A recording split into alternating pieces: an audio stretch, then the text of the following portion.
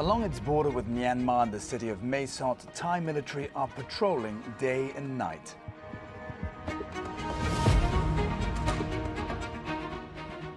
Officials in Thailand who are trying to stop a surge in migration from a neighboring country, Myanmar. There's been a huge exodus of young people from Myanmar since the country's military junta said in February it would begin conscripting citizens to fight in an intensifying civil war.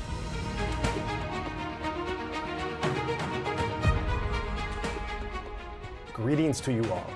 I like to think of Insight Myanmar podcast as a community platform. This community includes everyone behind the production, as well as the incredible guests we welcome on, and also encompasses the tens of thousands of listeners like yourself tuning in from all around the world. In essence, this production is really a conversation that we're all part of. So whether we're the ones who happen to be doing the talking, listening, asking questions, or just reflecting, we hope that this community feel can foster deeper understanding, shared learning, and meaningful connections, all centered around the stories and experiences of our guests. And that begins with the conversation coming up right now. So thank you for joining us for what's ahead.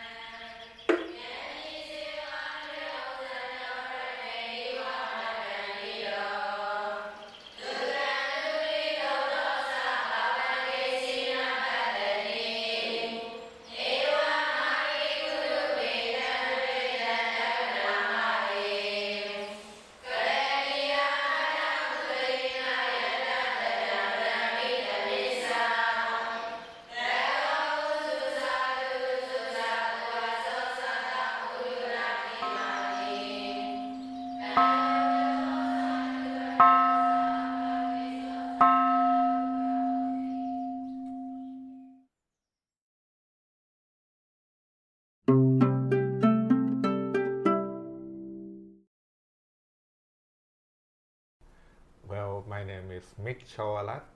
People call me just Mic, and I've been working on refugee and migration issues since 2007. So it's about 18 years now. I've been working in the different spectrum from humanitarian assistance, refugee protection, policy advocacy, and now I also working on the advocacy in terms of structural change in Thailand on the migration issues. I also working at the regional level as well, mostly addressing arbitrary detention, refugee protection, non-refoulement, those kind of things that I've been working for a long time. Well, I just going to be honest that when I was young, I don't even know the word refugee. Yeah. I went to study abroad, came back, I don't even know the word refugee migration, even though when I study abroad, I actually the immigrant myself. But suddenly a friend of mine, introduced me to work on the refugee resettlement program. So I starting to learn more about it, but I don't really like Thai education having a lot of problem in terms of human rights study, humanitarian study. We don't have that by that time when I was young.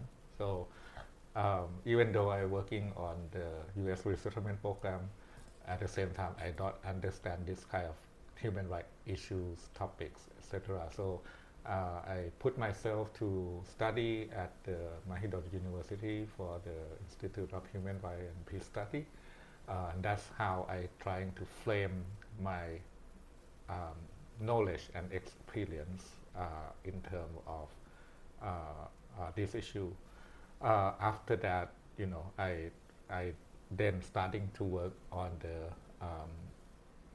protection and advocacy more, because that something that I believe on after I've been, working and study for some time. Right. So you, in your introduction, you said you've been in this work for the last 18 years. Before we get into some of the current challenges that are being faced today in Thailand, I wonder if you can share in those 18 years how you've seen the evolution and changes and some things perhaps that have not changed that have happened in that time concerning migration in Thailand.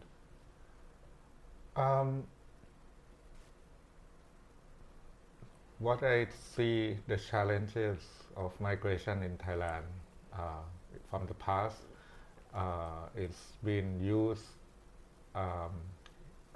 national security as a stand, to oversight all of the other principles, for example, humanitarian and human rights, or even the development. We look at migrants or refugees as migrant and refugee. We didn't look at them as a human. We didn't look at them that they have blood, they have heart, they have family to take care, they have life to take on. So that's what happened in the past experience that I have seen.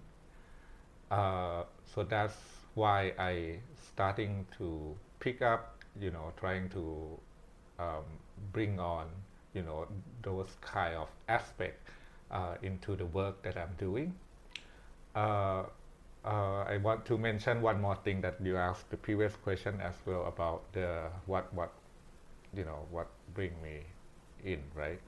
10 years ago, there's a lot of children, refugees in Bangkok being arrested and detained in detention. Sometimes they stay for many years, and hundreds of them.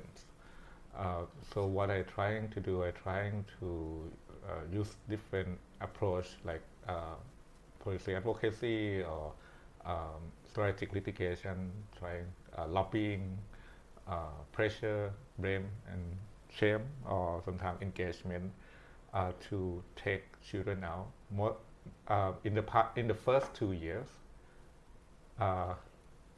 2 or 4 children that I can save, and I think that is a big, huge of success already by that time. But at the same time, when you'll be able to start to take small portion to save life of small groups of refugees, you're starting to think a bit more systematic, how we can change in policy or in the legislative that can make that we can save life in the bigger portion in a more systematic way, not always ad hoc. Right. So we're going to get into the challenges, the particular challenges that Burmese are facing in Thailand, especially how it's been exacerbated since the 2021 coup. But before we talk on the subject of the Burmese migrants and refugees in Thailand, I think it might be good to set the stage for migration in general, both what's happening to other migrant and refugee populations, as well as the history of those who have sought refuge in Thailand before. So can you place migration in Thailand in some history as well as in some wider context? The history of refugee in Thailand is probably since the Indo-China War, where we received a lot of refugees from Cambodia and from Vietnam. That's this so-called boat people. Since then, by that time, there's humanitarian organization, international organization like UN agency that working with the Thai government to mostly provide them a shelter. That's what they call camp refugees, and then support the resettlement and voluntary repatriation in the end as well. but what we can see by that time is that the player that playing that working on this area is very limited. Not so much civil society being part of these operations. And then we have, after that, we have refugee camp, refugee from Myanmar, and then Thailand created the refugee camps in along Thailand and Myanmar border. We have 9 refugee camps that approximately 80,000 right now of Myanmar refugee. Most of them are ethnic, Karen ethnicity. This one, there are more role of civil society working with this in this refugee camp. Most of them are providing humanitarian services. For example, education, healthcare program, some sort of protection inside the camps, and with the supervision of the Ministry of Interior. So we can see that the development in the past is only UN and the government. This phase is civil society be part of the service provider.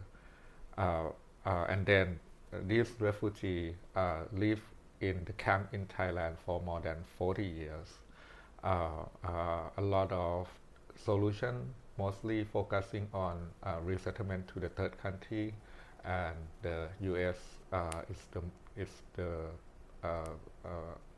U.S., Australia, Canada, Sweden, and some other countries taking them to the third country, but the U.S. Taking the large portion of them. But at the same time,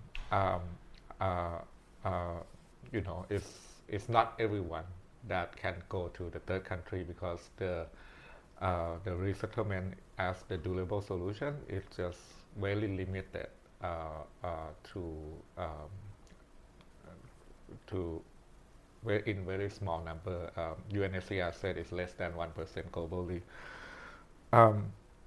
So what we can see here is that civil society, even though be part of the operations, but there's only a lot of expats to be part of that. And the advocacy with the Thai government is only expat. So it can be seen as, Western people telling Thai people what to do. And it doesn't work in that way in the Thai context. So, so then we move to the new phase, because of Thailand opened the country, become a tourist country. More people around the world can travel to Thailand really much more easier than the past. So we have a new groups called urban refugees. In the past, we have more than 10,000 refugees in Bangkok and surrounding area, with more than 40 nationalities. The majority of them are Cambodia, Vietnam, Pakistan. We have some Somalia. We have Afghanistan, Syria, Palestinian, even those in Africa like Ethiopia as well, Iraqi, Chinese. So this group, we don't have camp for them, and they live in the city. Most of them are living in an undocumented. Therefore, they don't have right to stay in Thailand. Sometimes they came with the tourist visa, so their visa could be expired in 3 months. But after that, they are going to stay for a long time. But in this one, main majority of the agency that's supporting them is not the government. The government didn't support them anything for this group, and it's rely on UNHCR support and civil society support. we, as the Thai advocate, starting to realize that within this advocacy space that we see, it doesn't work. It sometimes it doesn't work that expat, telling government what to do, because there are a lot of, sometimes you don't understand what Thai people think, or Thai government think, is speak a different language. So we see this opportunity that we can form the groups of the Thai civil society who want to see change in Thailand. So we create the Coalition for the Right of Refugee and Stateless Person in Bangkok, which play a role of advocacy as well. So therefore, it's create a three kingdom. So we have government, we have UN agency, we have civil society, and then we shift the power relation that in the past really rely on UN and the government. Now we have Thai people who care about refugee, who care about migration issue, and play this power dynamic game. And I think we make a lot of success in terms of because we able to speak the same language as the Thai government. We are able to, we understand them, what is their concern, and so we trying to, help them see how they can address the concern in a more Thai way, and that's make a lot of shift in terms of policy development in Thailand. If you see in the past 10 years, we have alternative to detention for children policy. We have national screening mechanism for people who are unable to return to the country. We have national referral mechanism for trafficking victims. These are the protection mechanism that just start in the past 10 years that a lot of them being contributed by Thai civil society advocates. And then, as you said that before 2019, right? And then after that, then we have a coup in Myanmar, and therefore, a lot of refugee again, or migrants from Myanmar that come to Thailand. Yeah, right.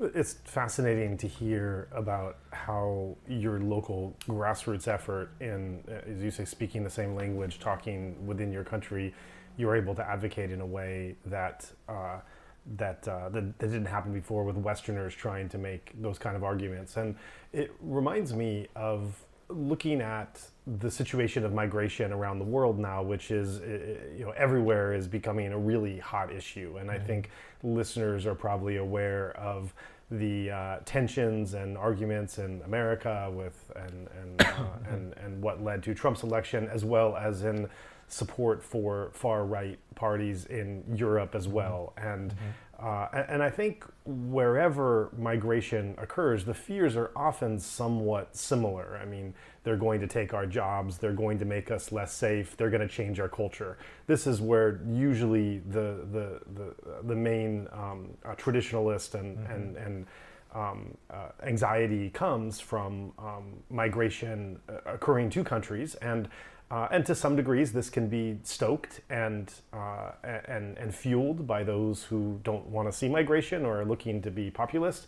To some degrees there could be some truth in these. That's where we have to get into the details. So I wonder if you can, for those listeners that have some familiarity with the issues and arguments of migration in America and across Europe, I wonder if you can bring us into the Thai context and tell us the landscape a little bit of the politics, the arguments, the divisions that are taking place and how people are seeing migration. So, as I told you, that that the way that Thailand frame the migration policy is usually use the national security stance, and then they claim that with the combination, combining human right and humanitarian aspect in there, but in the end of the day, it is national security policies. At the same time, when you see the migration governance in Thailand and actually a lot of part of the world, even the UN agency, they are very fragmented. What it means is that organization focusing on refugee policy that focusing on refugee, then refugee policy that focusing on migrants, then or agency that focusing on migrant worker, then there's very separate. Stateless is another group that being separate by the policy itself. Even the agency itself is separate. But the Thai context, we are in the middle of the mainland, Southeast Asia. And therefore, in Thailand, in fact, there are a lot of movement. People migrate before we have the border, or even when we have a border, people still migrate past to Thailand. And one person who migrate might have a different reason that they travel, not just one. But the system itself is designed to put them in one box. So it's not applicable for them. For example, there is one migrant children, maybe 17 years old, unaccompanied minor, travel from Myanmar to Thailand because the person, leave the country due to poverty, but at the same time they want to study in the school because they want the better life. Right. At the same time, there are a lot of oppressions to the child family until the child family feel fear that the child could be in danger and then send them to Thailand, send the child to Thailand. And then the child might be in the smuggling, pathway because, he can't travel alone, so need to travel with the smuggler and maybe attacked by the traffickers. And so this child actually have a lot of vulnerability and a lot of, reasons to come to Thailand. But the Thai system only put the child into one box. For example, if we identify the child with the trafficking issue, then they put the child in the trafficking scheme. But the child cannot go to school. The child may not be able to, be verified, access or identify for the refugee pathway because it's already there in the trafficking scheme, and whatever benefit there is just there. But there are still a lot of people that are unable to access to this system even. So because of this mixed migration flow, so what we are trying to do from civil society side, we identify this problem of fragmented system. So what we are trying to do, so we first create the Thailand Migration Reform Consortium, which I call TMR, which is very new. It's just 1 year. But we try to bring on the concept of mixed migration to address the issues in Thailand, to help stakeholders or people can see the migrations in a different way.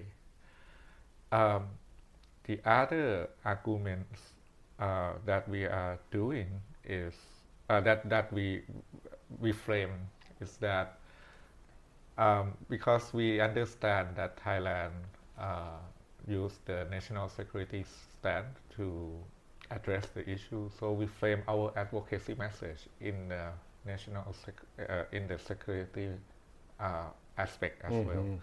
For example, we are pushing for education for all policy. The key message that we speak with the government is not telling them that children need to go to school because of their right only, but also what country will look like if these children cannot attend the school, where they will be, what there will be when they grow up. Do we want them in the way that they cannot access the education and become a problem in the countries, or we want to embrace bring them on and help them develop themselves. We also are pushing for the national screening mechanism, even though Thailand not call this system for refugee and they call it like protected person.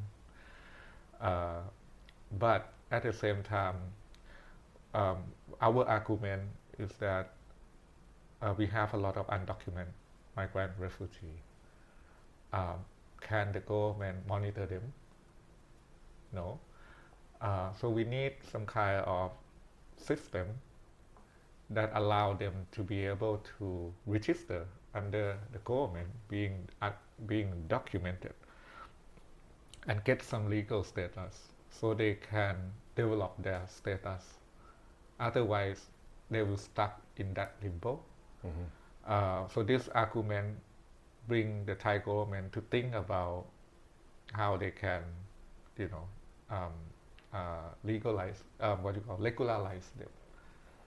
So they can create a different pathways for them, and one of them is the national screening mechanism. So that are some of the arguments that an example of argument that we made. The new one, which is emerging after the coup in Myanmar, is that Thailand is now at the age society. Our born rate is now lower than the death rate. We are in the top 10 of the age society countries, but we are the only one country that's still in the development country. Right. That is put a lot of challenge to Thailand, because we will lose a lot of labor force in the next 30 years, and within the next 60 years, we probably going to have only 33 million people from 70 million people, which is a huge reduction of the population, and most of them will be retiring age. And if we don't think about how we can manage the population properly, it will cause a lot of problem to Thailand now and the future. So what we are proposing is that the government needs to think about how to manage the population, the number of people that we need to bring into the system every year. And what I understand, to slow the age society issue down, we need 200,000 per year to slow it down. And within these 200,000 people, you can think about, bring on business people in, create the education pathway for students to study on, and integrate them later, or even the humanitarian part of it, that you can use it as a foreign policy and bring people into the system as well.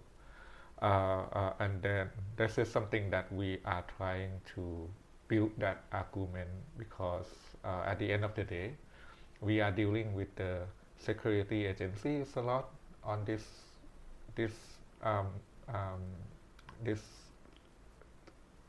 system, and therefore we need the answer for them, and these are our arguments.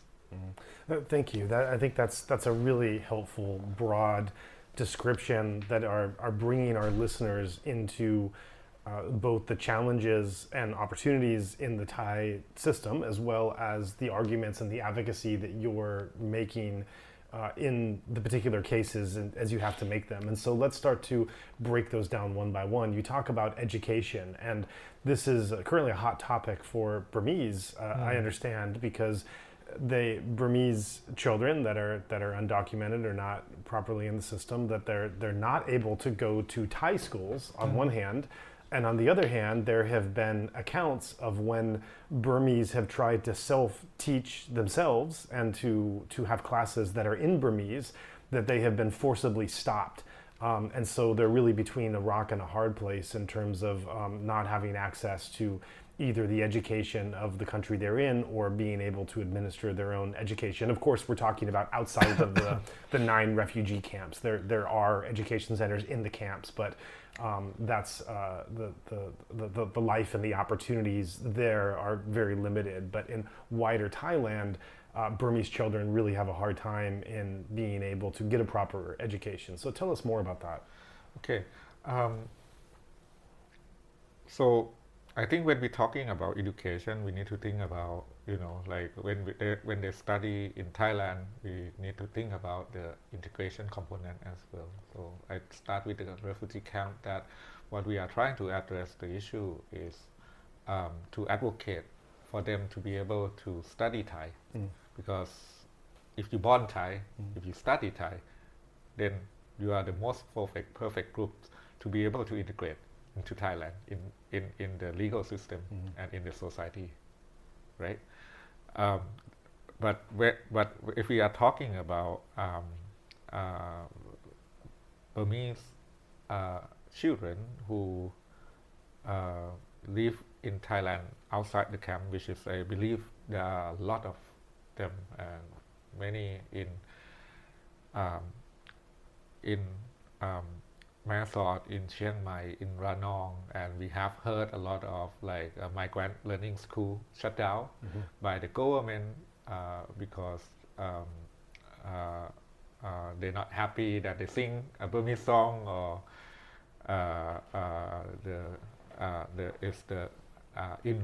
unregistered center that are providing, or even the teacher themselves are not registered in the Thai migrant worker scheme. So it is very difficult for them.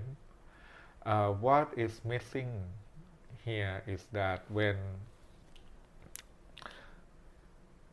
so if we're talking about before 2019, I think this our system that I'm talking, it seems okay to run.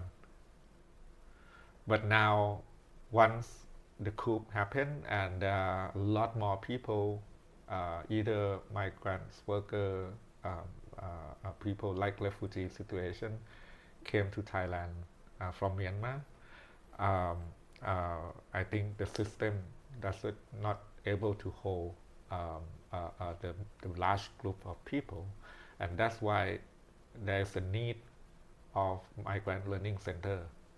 Like you said, some of them can't speak Thai, so they need to start from Burmese and maybe some of the English class, some of the Thai class that they can starting to pick up, and or find a way to get in the Thai education system.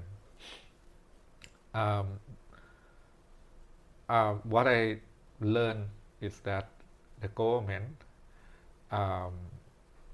feel very overwhelmed but at the same time, there are a lot of a right wing or outer conservative that see this as an opportunity for political claim to make make the Burmese children look bad as well, and therefore what we are trying to advocate right now, and it seems like there are at the central level, the quite recent, that it need to have a flexible model for this situation, because we're dealing with a large group of people and the system itself doesn't work. So it needs to be a more flexible in terms of if they want the learning center to register, they still can run, but they need a pathway for registration. Mm-hmm. If the school teacher don't have a registration, they need a pathway for registration, and that's the flexibility that we are pushing for. The government then worried about the pushback from the right-wing conservatives, so they don't speak out loud that they want to have this migrant learning center in place because the system doesn't work with they are overwhelmed. So they can't speak out loud. There are lack of kind of political will to do that, and therefore the only communication that they are trying to do from the central level is only the circulate of some of the recommendation or guiding recommendations, which is still not enough. And I think from the central level, there are a lot of pick up on this. It's more like how it can be localized or like I think there's a lot of role of civil society that can play in terms of building the relationship, understanding of the local government to be more flexible based on the guiding principle that the central have provided. Right. I realize as we're talking about all of these, particularly Burmese that are in Thailand, in the camps and outside, there are perhaps some terminology that we should go over because some of these terms mean very specific things in your field. For those of us outside, we kind of group them all together and use them as synonyms, even though they're very specific meanings. So if we look at terms like migrant, refugee, asylum seeker, stateless, undocumented, and perhaps there might be some terms that I'm leaving out, but can you break down one by one what we're meaning by each of these terms as we're talking about those individuals, and especially Burmese, that are in Thailand, so we understand a bit of the categories that they fit in? Okay. Wow. There are the NGO language. There's the NGO language, UN language, government language, which is very difficult, right? Yeah. But let's start with the migrant worker. So in terms of migrant worker, I think the majority of migrant worker in Thailand from Myanmar, Laos, Cambodia, and the biggest group is migrant worker from Myanmar. The registration of this group is around 3 million, if I'm not wrong. But we perceive, we believe that the half of them are unregistered. So if we are talking about migrant worker, is let's say like 5-6 million in Thailand. Yeah. And this not include their followers like wife, spouse, children as well. So and if you go back to see the registration of the migrant workers, very small number of spouse and children are registered, because there are a lot of issues for them. For accessibility is complex, it's expensive, it requires a right window to open for them to register. So impossible that the group of undocumented migrant workers will be able to register. We will be able to register all of them if the system is still there like this. They use the announcement of the Ministry of Labor using the Article 17 of the Immigration Act to, it's like a vaccine, it's like a magic medicine that, okay, we open a new window for migrant registration. Actually, it's just watching, clean up the numbers. So we have this group. Then we have asylum seeker and refugee. This is the UN term, and NGO also use it, but not the Thai government term. Asylum seeker is someone who trying to seek asylum. They are not identified as refugees, yes, but they believe themselves that they've been persecuted based on 5 cow under the UN refugee law. But to get to the refugee status in Thailand, you need to access to the refugee status determination under UNHCR system. So that way they will be able to screen and determine if they are refugee by term of the refugee convention. The problem is Myanmar refugees cannot be registered under UNHCR, which is the problem of the Thai system. It's the policy. I think so. Basically, Thailand do not want UNHCR to register Myanmar refugee because they learned from the past when UNHCR register refugee from Indochina, they need to take care of them. There are no loophole for them to play around. So and then they worried a lot about relationship between Myanmar and Thailand, and therefore best scenario is that not calling them refugee. So there's a lot of issue on that, but in the end, Myanmar refugee unable to access to the UNHCR refugee status determination.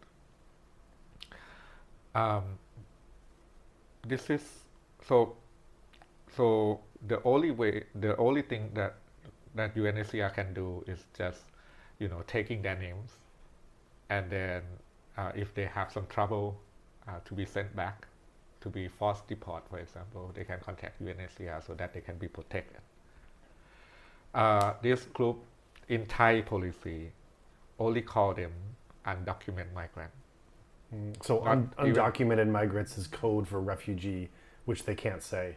Is that correct? Exactly. Yeah. So it's the same group of all undocumented migrant. But like I said, the Thai government also have the national screening mechanism for people who are unable to return to the country.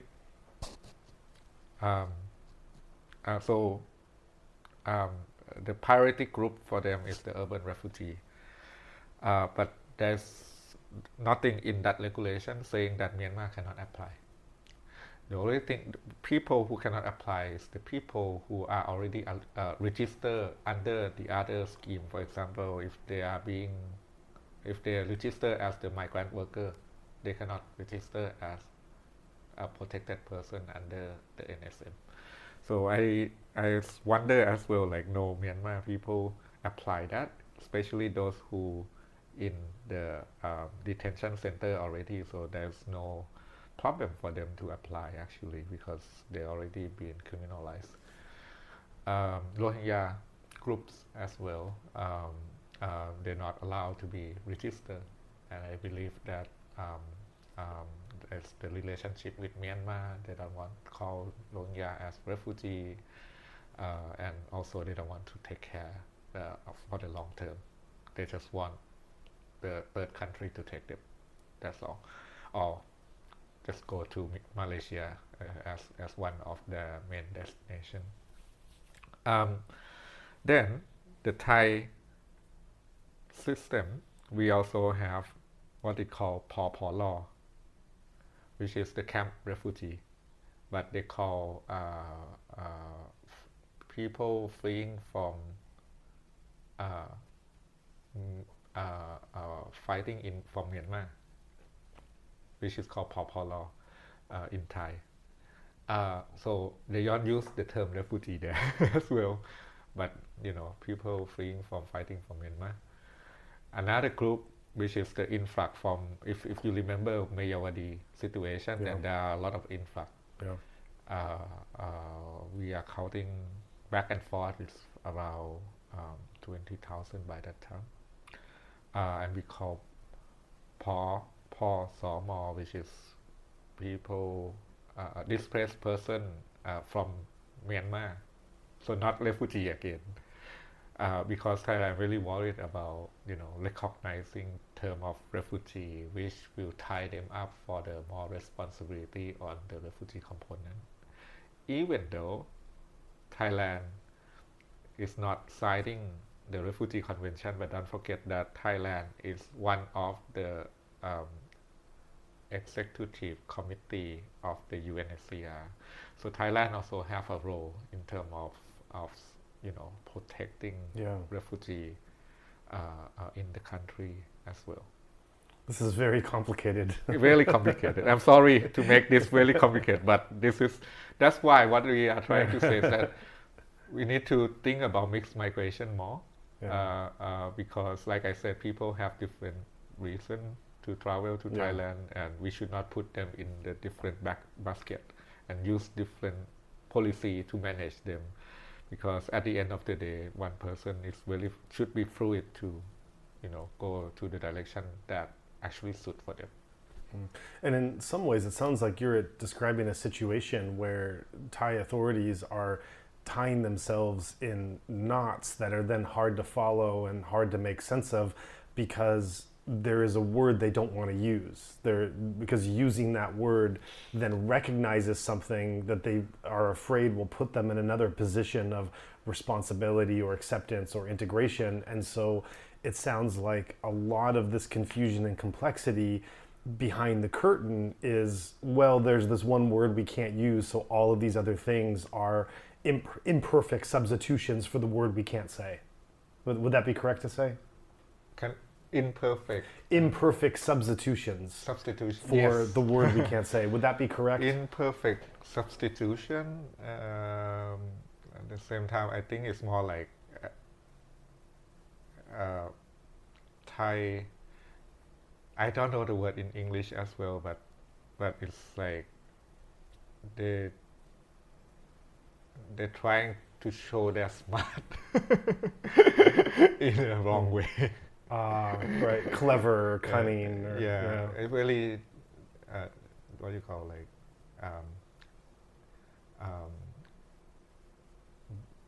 dealer wheeler? That's kind of sense of dealer wheeler, play around to get it done, but not hurting themselves too much. Try to avoid responsibility. I think this is another situation that we've seen so much in Myanmar, where there's this tension between the actual situation unfolding in front of us in reality, and then there's the formal, institutional, international structures that are in place, and sometimes these are coming into a clash. And in Myanmar, this has seemed to be the case more than anywhere else, where you look at issues of sovereignty or recognition, legitimacy, and looking more international, UN, the international community, ASEAN, etc.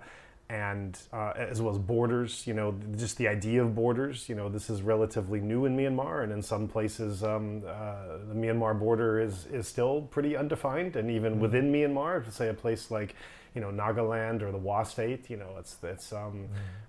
might be actually in the Myanmar state, but it's a state into itself. And so often with these issues in Myanmar, I think we're faced with the reality that's unfolding in front of us that we're trying to fit into the modern institutionalized international structures, and they're just not quite fitting correctly. Another issue that I want to take regarding migration in Thailand, specifically of Burmese, is this issue of non-refoulement, which means, as I understand it, that you do not repatriate an individual back into a place where they could be prone to torture or harm or arrest or something else. And that, as I understand it, Thailand formally adheres to the issue of non-refoulement, and yet there have been cases where they have returned Burmese youths into the SAC, into Myanmar, in some cases directly into conscription or into prison. And so the stated policy is not exactly being followed in actuality in some cases. Yes, actually the non-refoulement issue is a really big issue for us because of the backbone of the Refugee Convention is the non-refoulement principles. And the non-refoulement principle is the customary law, is highlighted in the Convention of Torture, where Thailand is ratified as well. It's highlighted in the Convention of in ICCPR, which Thailand also ratified, and the UDHR as well. So Thailand have it's not, even though it's not legally binding, but at the same time Thailand already commit about the principle of non-refoulement, and even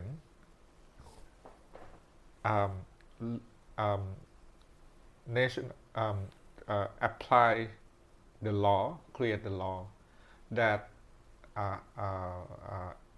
put the principle of non-refoulement in there, which is the Anti-Torture Act, which come in place a few years ago, couple years ago.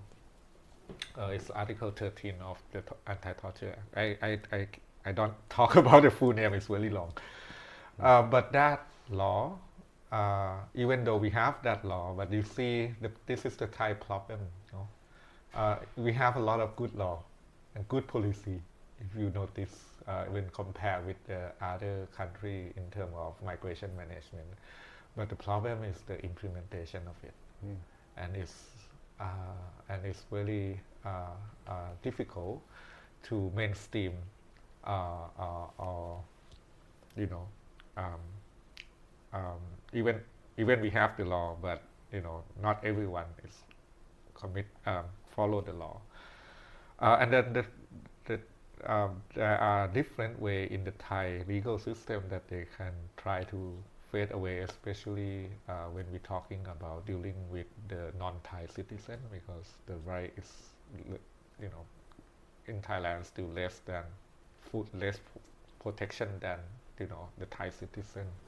So applying non-refoulement in Thailand is really difficult, and we have seen, like you said, not only Burmese, we have seen the pushback of the both of the Rohingya people.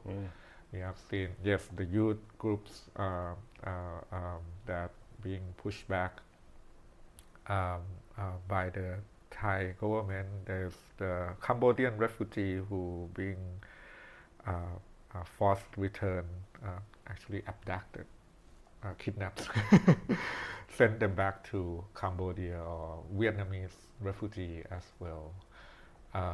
We have seen this new phenomenon of Uyghurs that been forced return to China recently, the 40 Uyghurs,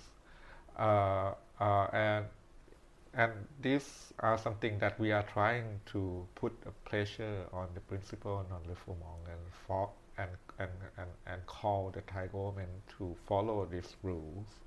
But at the same time, it's about also the politics and especially in this government that very famous, like Thaksin, Chinawat or Chinawat family are very famous on the deal behind the scene, deal things done by call, sometimes they call Hun Sen, so happy to send few of them back, and then I don't know what is the deal they get in. It's about the good governance that I see is the problem, and lack of transparency is the issue. You will see that the Thai government, when they do the voluntary repatriation in the right way, there will be a lot of news. There will be a lot of nice photos sent back.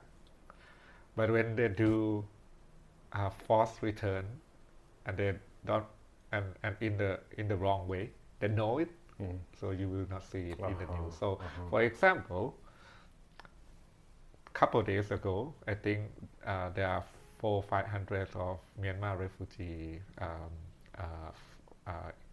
by the border that they came in, and now the situation in Mayawadi is better now. So they are sent back. There are the photo of the soldier helping the with disability people, say goodbye, waving hand bye-bye, and everyone smile because refugees want to return home. It looks like really nice. Yeah. Even though I have some doubt about the vulnerability screening, voluntary return of it, but it seems to be okay when compared with, taking some of the youth back to Myanmar. That there is no that story. When they're sent back because they've been forced.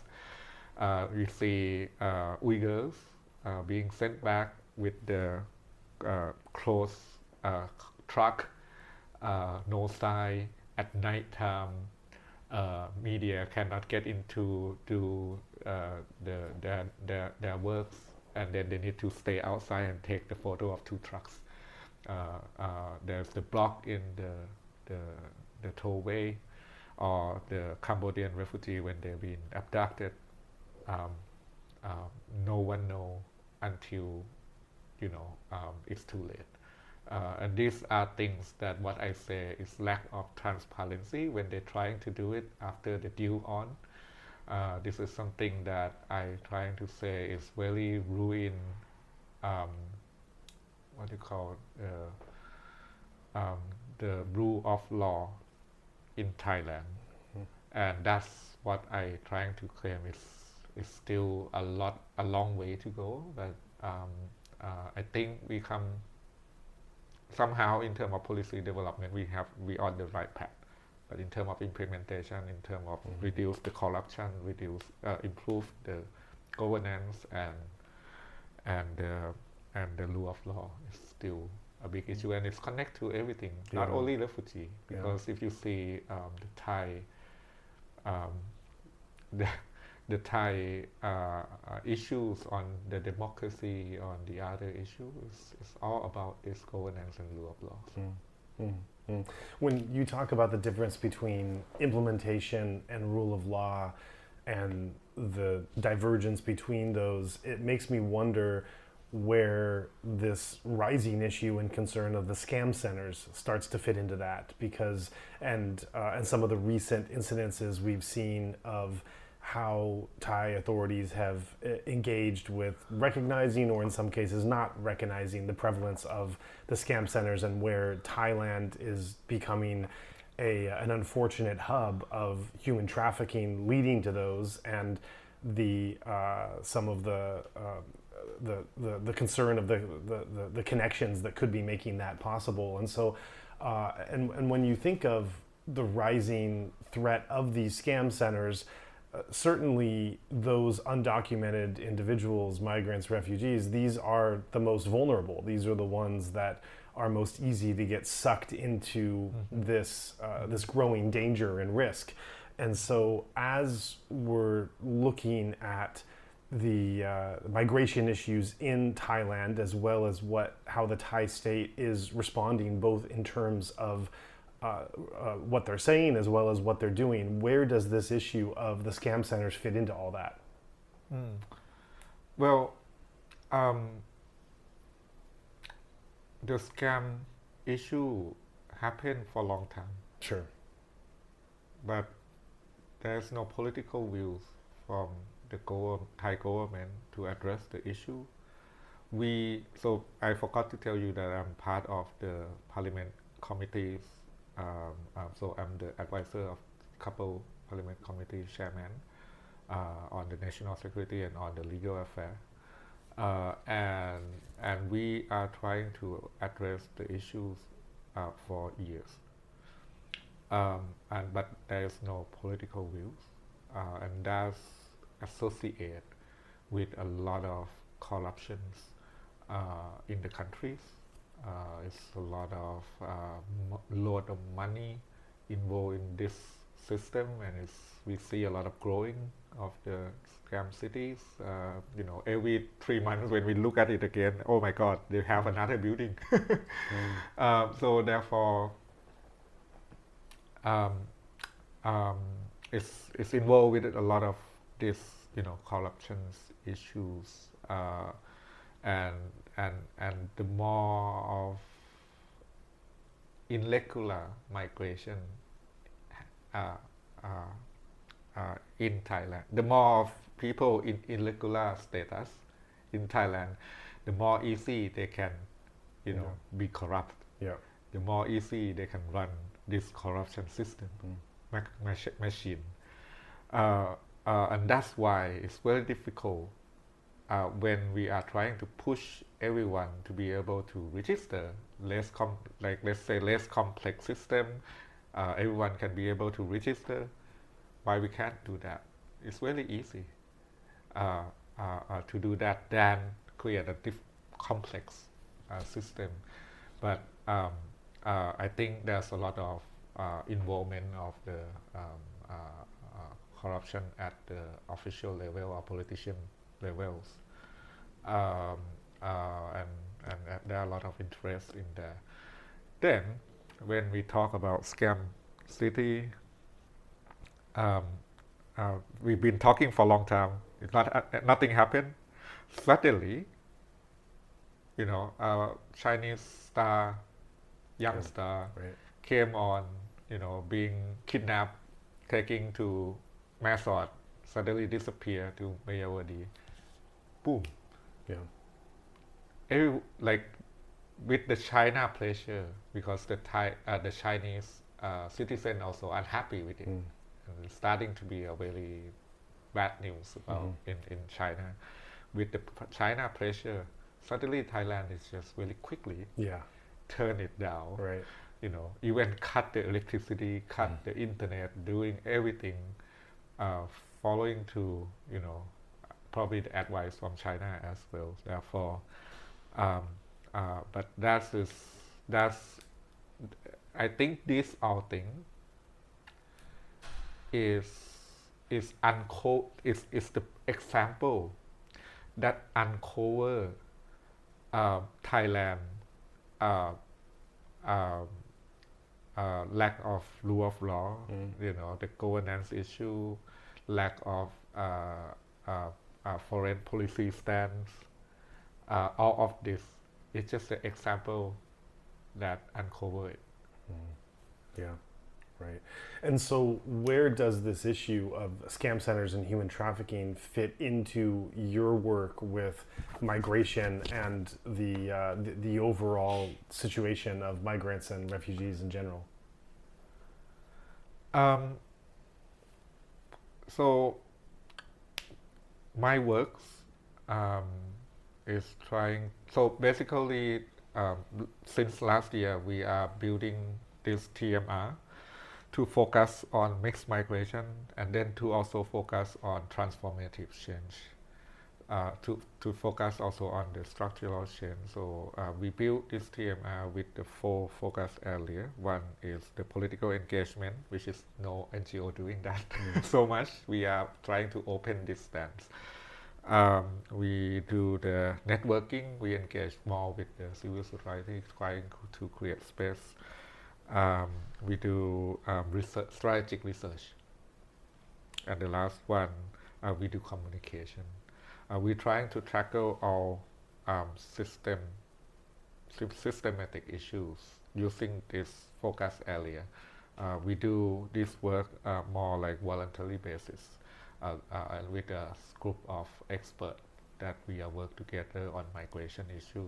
I may be more specialized on refugee works.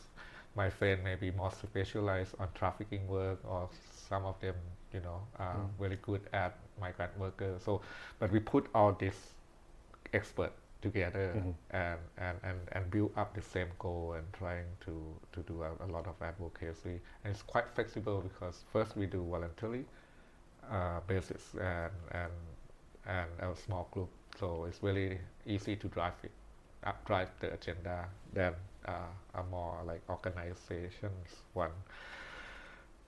What is connect to my work is that we see the opportunity through the legislative branch. So we engage with the parliament members, parliament committees, be their advisor, support them in terms of report drafting, bring on civil society, bring on government expert, bring on UN agency, academic, to be part of the conversation, to develop a more consolidated report that everyone agree with, that represent the view of everyone, and use this process to find the right recommendation for the Thai government. And we use this official way to do this work because when it becomes official in the Thai bureaucratic system, the government have responsibility to report back. The government have responsibility to say, this is something I can't do, why, 1, 2, 3. This is something I can do and I can do it now, why, 1, 2, 3. So and then it can be monitoring, it can be document, it can understand their reason and then trying to address those reasons later on as well. At the same time, I would say that we built this parliament report. So we built 3 reports. One is on refugee, another one refugee from Myanmar, another one is on the irregular migration. So these 3 reports, I would say, is about a blueprint for stakeholders that we are trying to use a whole of society approach to look at this, and this represent that whole of society approach to bring on everyone's idea and create a big blueprint for all of us that we actually can work in the next 10 years or 20 years even. It's quite progressive in terms of recommendation, but how to get there is another thing. So we are built that kind of steps on. Back to trafficking issue. So in the parliament report on irregular migration, we see 4 different groups of irregular migrants. One of them is refugee, second one is migrant worker, third one is stateless, and the last one is vulnerable group, which is including people being trafficked as well.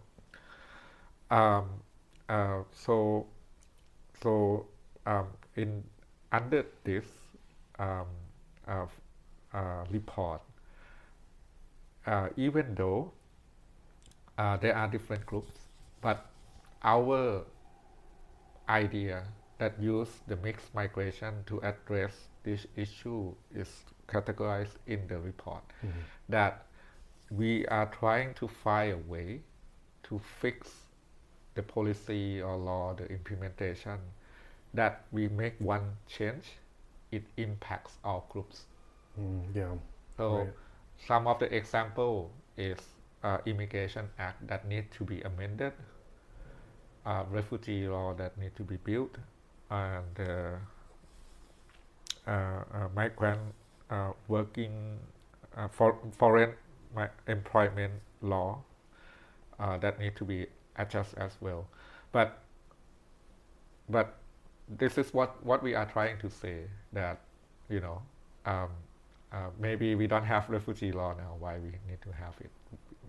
If we have a good immigration law that recognize vulnerability of the refugee, so for example, that recognize the vulnerability of the trafficking victims, that address the issue of, let's say, the punishment of the traffickers within the law. So that's come to our works in terms of addressing the trafficking scam work. We also use the parliament committee to call the government officials who are working on the scam, on addressing the scam center, like Thai police, National Security Council, to discuss and then share reports, concern and advice. So one way is like we are opposite with the government, because we are monitoring and they are working. Yeah. But at the same time, this space is allow us to build relationship, is allow us to build trust with the government official as well. It's allow us, because we have a lot of government officials that want to see good things, but they don't have friends. So what we are trying to do is build that space that people that have this idea can work together. That's really lovely. That's great to hear about the aspect of coming in to try to all be on the same team and find a solution that works for everyone rather than combating or antagonistic. Getting back to the Burmese population that is in Thailand, can you share just how much and how fast things have changed since 2021? And what approximate numbers are we looking at of Burmese in those different categories of their status that are currently in Thailand, as far as you can tell? Okay. In the Thai camps of refugees, it's around 80s that register with the MOI and UNHCR. 80,000. Roughly 80,000. Yeah. But what I heard from my colleague working in the camp, roughly they're counting, including undocumented, is around 100,000, more or less. We have the influx refugee from Myanmar under the temporary, it's called TSA temporary shelter, which is more or less like villagers along the border, IDP. Sometimes there's fight, they came in and then they go back. Right now, I think we have zero because once the situation improves, they go back. But it's back and forth. So and what we have learned is last few years, it's around I can't remember exactly. It's like 50,000 back and forth. We have a group of political refugees, and mostly I think they are in Mae Sot and Chiang Mai, mostly because there's the big community there. Most of them are middle class or student or professionals, and then I estimate roughly that I can see is around 40,000. and we have undocumented migrants who actually might be a refugee as well, but or even the students that might be a refugee as well, but using a different pathway to stay in Thailand. So we have roughly, this group could be 1 or 2 million that are undocumented. We also have, I think it's the mix of the early groups, but just want to specific that after the conscription law, there are a lot of young generation from Myanmar came to Thailand as well, and they use a different pathway that I share to use it to stay in Thailand.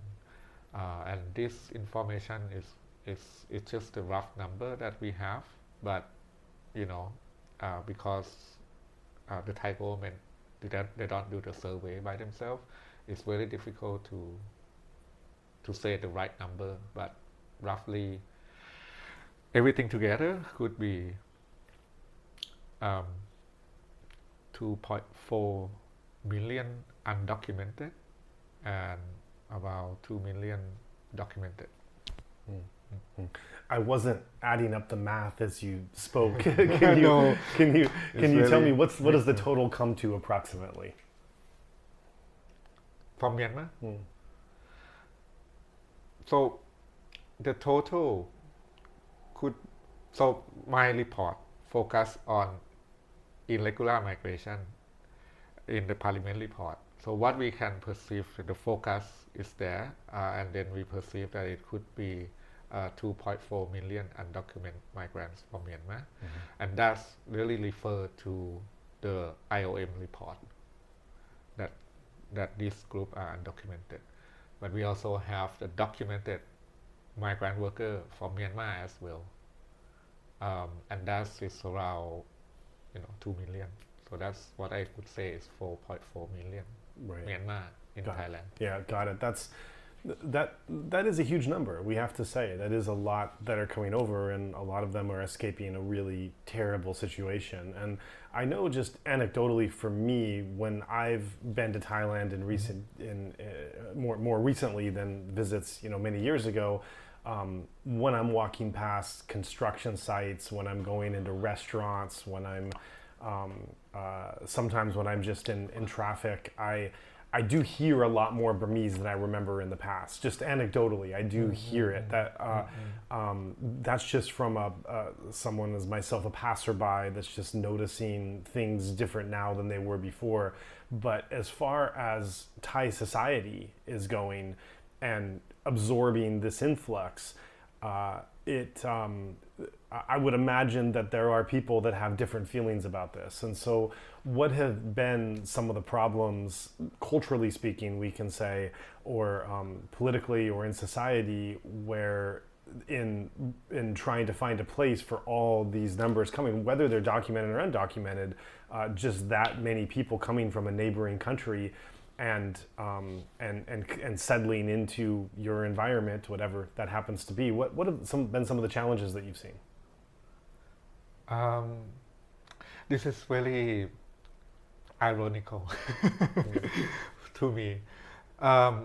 Okay, so basically, in the past, let's say like 10 years ago, or even the coup happened, we don't feel that we have seen a lot of Burmese in our life. Some, but not a lot. And then the government always say that refugee from Myanmar is only camp refugee. It's only influx from Myanmar where we send all of them back. So we have only this refugee from Myanmar. But in the reality, I think we know that we engage with them every day now. They are at the restaurant, they are at the barber shop, they are at the supermarket, the local market, even at your home. And so I think we engage with Burmese people every day, but we didn't realize until there is the right-wing supremacy starting to say, oh, this is like they are going to take our country, or blah. But you know, we realize, like Thai people realize by themselves after this call out from the right-wing supremacy.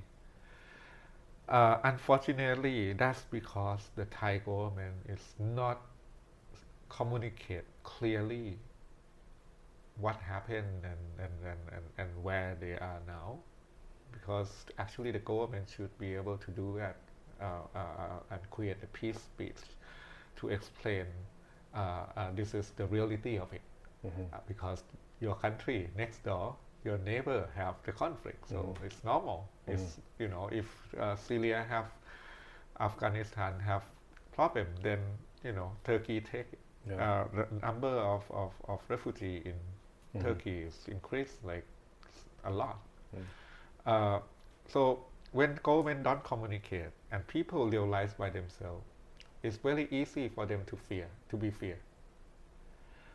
So for me, I think that is some kind of root cause that people don't realize, but actually still, you know, engage with them.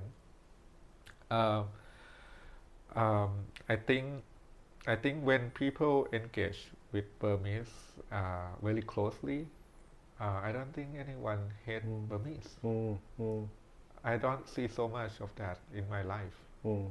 They are really nice people, and we have very similar cultures. It's just when it comes to the rhetoric and hate speech and misinformation, disinformation in the social media, that starting to, and the media that unresponsible on this, that see the political opportunities on it.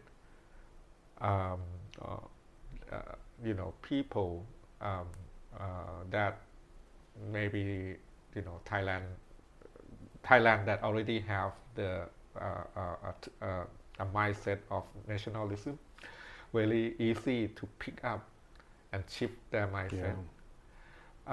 We have a friend that he's Rohingya, stay in Thailand for a long time, like 20-30 years, have a lot of good friends, good Thai friends. Suddenly when a lot of this hate speech came in, his good Thai friends, you know, starting to complain him or say something bad about him. This is something that it happened because of the lack of communication from the government. The other thing is the irregular status that they have, because in Thailand, the Thai government is labeling people who don't have document as illegal migrants. So it's used the word illegal. When it comes to that tone, it sounds like, oh, this is the criminal. But actually, they are not criminal. They just find difficulty to register. That's it. It's the admin stuff.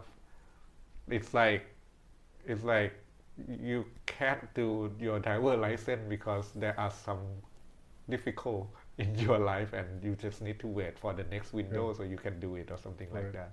It's just like admin stuff. But when you label the group as illegal migrants, then it's very easy for the right wing to create that kind of hate speech to migrants community. And I think this is the big issue now. We're trying to address this issue as well. We do a fact checking. We do the hate speech monitoring. I think I'm working with some of the media as well, and I hope that we will be able to share what we find from our hate speech monitoring soon from one of the media that I'm working with. I'm not leading it, but I'm, you know, talk with them all the time, and they said, oh, this is really fascinating how this information operation and of hate speech working behind the scene with the AI, with the non-human account that trying to throw bad words around and create that kind of political themes in there. Yeah, I think also Thailand has never quite got over the sacking of Ayutthaya in the 18th century by the Burmese.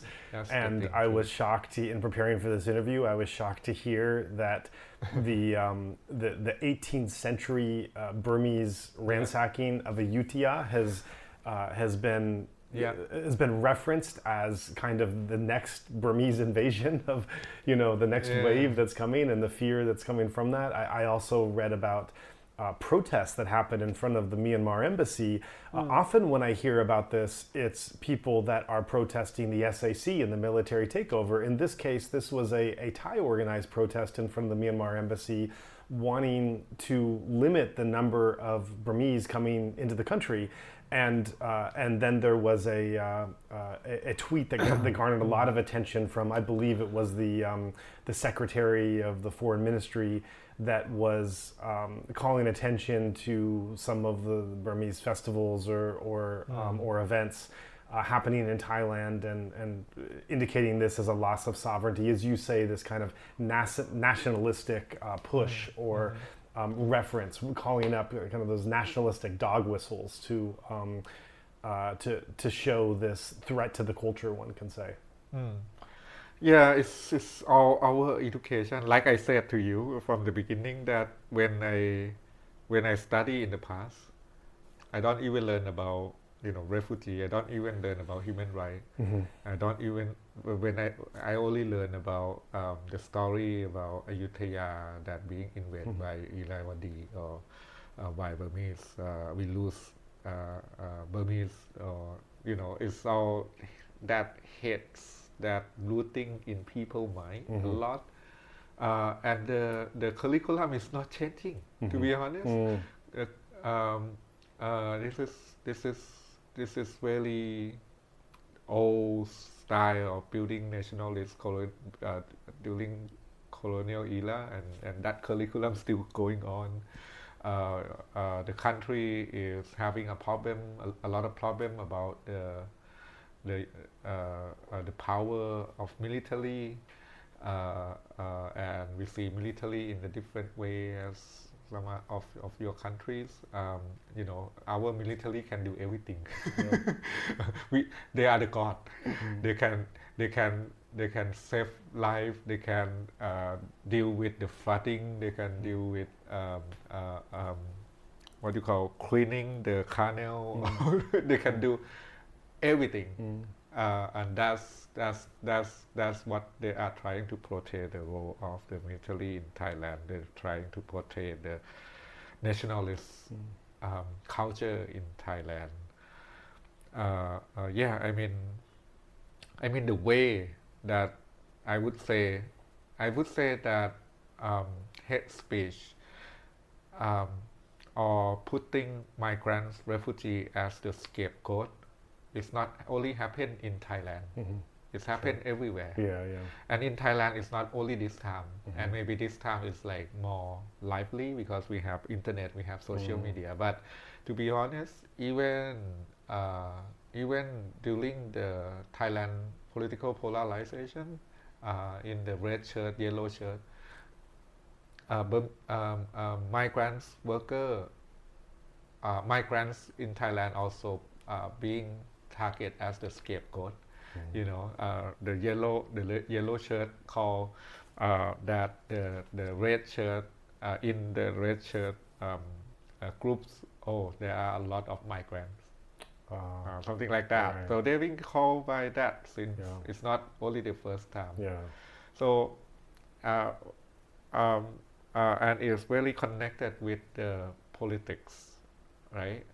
If you remember, Moving Forward Party, they've been called, or the People Party, they've been called like Burmese People Party. Right. Linking it with the politics, even though that MPs from People Party trying to speak about their rights, them as the human, but it become a political issue suddenly. That's why I always say that it's because they're starting to find the opportunity in politics that they are putting on, and some of them also, get money from this as well. These influencers also, they build their price, to be able to pick up by the politician, by the right wing elite, to be able to be treated, and they can do everything for this. The last thing I going to say is about this is about, I think the way it can work is about creating 3E, which is education, experience, and exposure between Thai and Myanmar communities. It also requires a platform, for people-to-people platform, that they can be connected. At the same time, from my side, as working on the legislative branch, we also trying to push for a more flexible system for people to be regularized, so they don't label as the unregistered people, illegal people. So I think all of this need to come together to be able to fix all. Sure. Yeah. Right. Now, you mentioned the national screening mechanism, NSM, that you were involved in reviewing, and also, you've been an advocate for wanting the Thai state to be able to document, to be able to know who the people are that are in it. That the problem comes from when you don't know who those people are, and those people don't have any recourse for being able to come to the state for services or to identify that they're living there. You referenced that at the beginning of the conversation, but I just wanted to go back to that to go into more detail regarding what you would like to see and what you and your organization are working towards in terms of wanting to encourage a system, which, and I want to emphasize again, what the argument that you're making is not an argument that is just on behalf of the Burmese people and and outside the Burmese, all of the non-Thai people that find themselves in the kingdom now. You're making an argument, this is better for everyone. It's better for everyone to have a system that works and that both sides can know each other and talk to each other, rather than this big gap between the implementation and what the rule of law is saying, these kind of pretzel shapes that one is getting in to not use certain kinds of terminology. And so take it from there and talk more about what you would like to see developed. I think the first thing is we want to see that the Thai government need to stop to lie themselves that they don't have refugees in Thailand. And starting to recognize that there are refugees in Thailand. I think this is the first model on your shirt, that if you put it wrong, then everything is wrong. So recognition of refugee in Thailand is very critical. It requires political will. It requires a brave government to say that. I don't see that in Pheu Thai party. I don't see that in Pheu Thai government,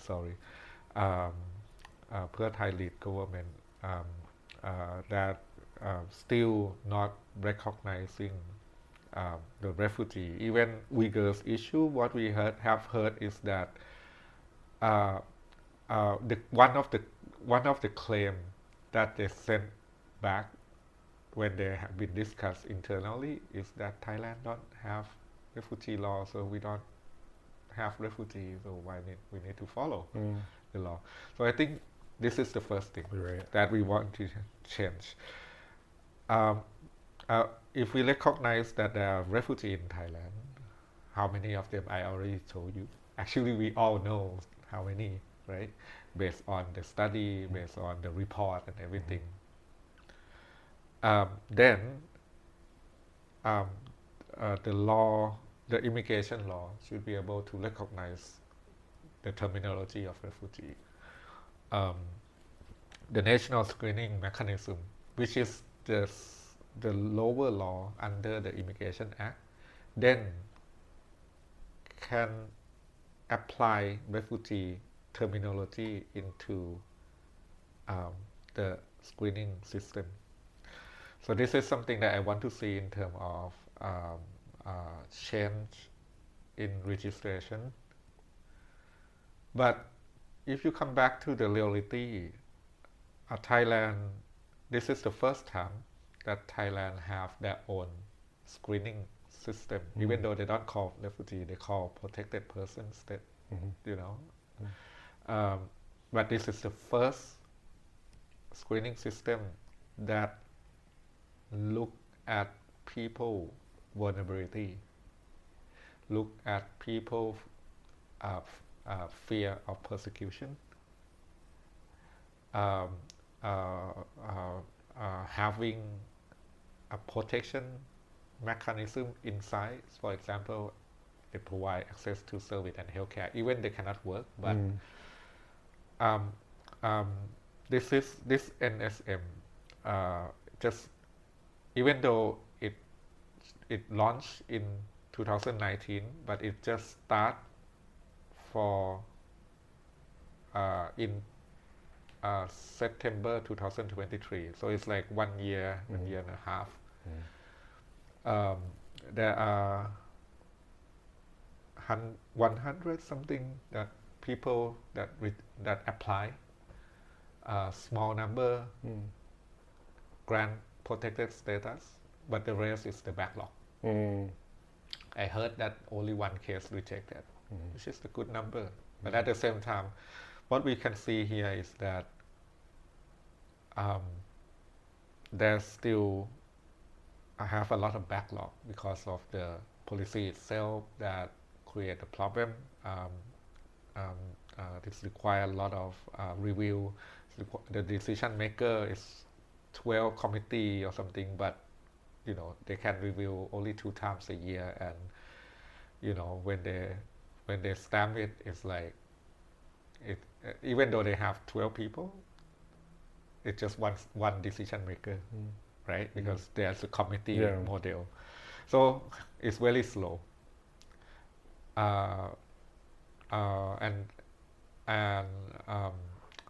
And immigration that been trained to only, you know, protect the country and enforce the immigration law, you know, getting people in and out the country, that's their job that they learn.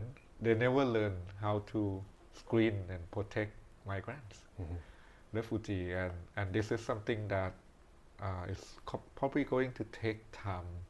If they still use this model, it's probably going to take time for them to, you know, learn. And so for what I can see is that everyone expects that this is the magic medicine that going to clean up all problems of refugee. But in reality is that is the pilot project that require time. It require capacity building over time. So what I suggest, instead of criticizing them now, in terms of system itself, allow them to improve, because that's the heart of how refugee system, the good refugee system, improve in the other countries. You need to, you know, see the good thing and trying to build up on that. They probably need the, you know, a longer term. They probably need to understand their capacity, and then thinking about a longer term plan, how to build that capacity, you know, over time. Because I've been in policy development for a long time until I know that there is no magic medicine, Yeah. and you need to build up on that, and it's require, stakeholders to be part of it. Some might not want to do it because they're not happy with NSM5, but I think that we still need to have that kind of mindset of the development and support as well. And in the meantime, you're also you're pursuing these alternatives for detention, for those that are coming in and are trying to get into the system and trying to find more humane ways to deal with those migrants and refugees coming in. Correct? Yeah.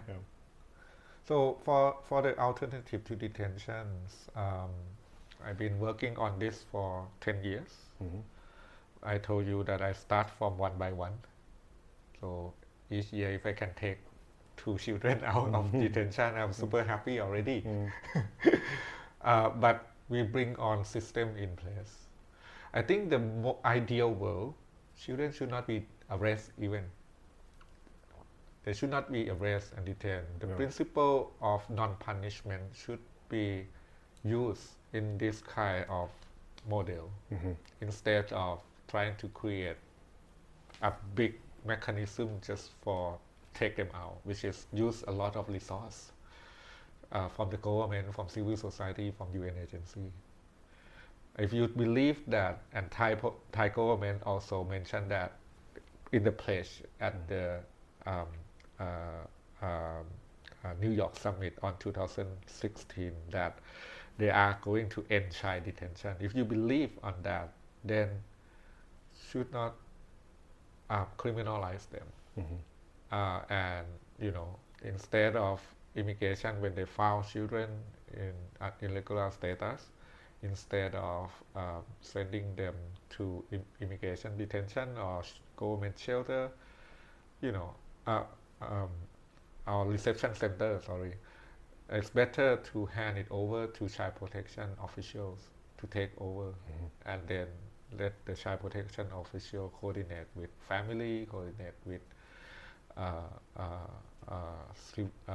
service provider to support children, using the child protection to handle the case instead of Immigration Act to handle the case. But that's what ideal world that I want to see. Some countries have it, but Thailand don't have it yet. So we still need to use the alternative to detention approach to help the government to understand that there are alternatives than just detention, and make them get used to how undocumented migrants still be able to live outside the detention. Because when they see undocumented migrant, people will say, get them, arrest them and take them to detention. But this kind of model is helping the government to have that kind of shift of mindset that living in the community is much more, it's cheaper, it's less impact to children. We start from small group of children, and the government just announced last month at the Global Compact on Migration Asia Pacific midterm review that 5 years past, there are 2,000 children that benefit from this system. It's a long journey for 5 years. If we're talking about Thailand, when we start from 1 children to 2,000, 5 years. And I feel that there are a lot of learnings in there. For example, the way that Thailand trying to use the international commitment as the benchmark, that they set up the goal and then walk through, even though there's a lot of problems, but they have their goal and they follow that goal. They do a lot of learning by doing, because when we start this work, we don't even have the policy. or even the policy draft. But with the political will of the agency and the official itself by that time, they just apply it, even when it's not endorsed yet, which is quite significant for me. And that's what they call learning by doing. They do evidence-based because we support them in terms of evaluating the program, first building the theory of change for them, develop the monitoring frame and evaluation framework, and evaluate the program that could help them see the clear evidence of this work and clear benefit, clear impact of this work, and then be able to making a strategic decision to improve the policy or the system. Right now, we are at the process of improving the policy, so we're revising the policy right now. I know that there are a lot of problems in Thailand for migrants and refugees, but what I'm going to say is that there are rooms for development.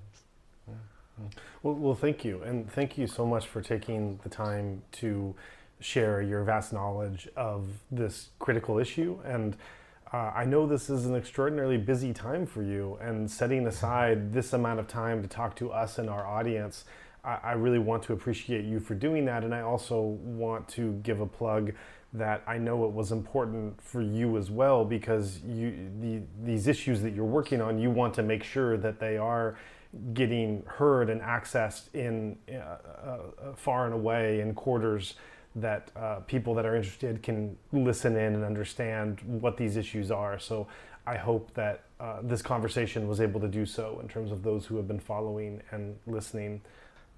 Thank you so much, Joa. I mean, I would like to thank you inside Myanmar as well for inviting me. I just going to say that this is the work that I'm not doing alone. This is the work that a lot of people that care about refugee from Myanmar, refugee from everywhere, migrants, trafficking victims, even care about Thai people, trying to work on to make things right in the way that we believe it is the right way for Thailand. So I want to appreciate all people that involved in this work, government officials, UN agency, UN staff, my team from TMR, from CRSP. We have academies, professor that really supportive. We have media. We have someone like you. All of this is, that we are doing is like I come back to say this is the whole of society approach, which is very critical approach that we are taking on. I just going to also say that right now we are working on the revising of the immigration law. We have the first draft already. We are taking comments from several agencies, UN agency and some others, and we are going to making the second draft soon. And once the second draft ready, there will be public hearing. And I hope that this is something that people who probably listening here, or if you know your friends, I would invite you to follow this.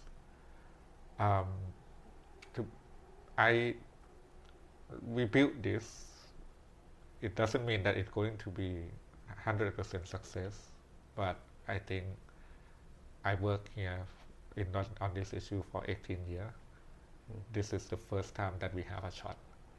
And so I encourage everyone to be part of our movement, and so we can, help build up a better society in Thailand. Thank you.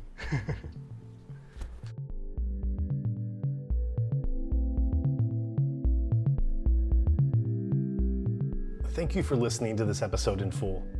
You know, by this point, we've aired a few hundred episodes, with many more scheduled, and every single one of them is available at no charge. We are committed to keeping our platform freely accessible into the foreseeable future so that anyone, anywhere, can learn about the situation in Myanmar. At a time when keeping global awareness on the country is so critical, it's more important than ever to share these stories widely. So to ensure that we can continue offering these programs without any barriers or paywalls in the way, we've launched a membership program. Becoming a member not only helps us in this drive to sustain our platform and bring you more vital interviews, it also comes with benefits like advanced releases, behind-the-scenes content, exclusive discounts at our shop, and more. So if you'd like to support us and gain access to these perks, visit insightmyanmar.org/membership to learn more. Thank you for being a part of this mission. Of course, we also welcome contributions of any kind as well, and invite you to visit insightmyanmar.org/donation to learn more about the ways that you can contribute.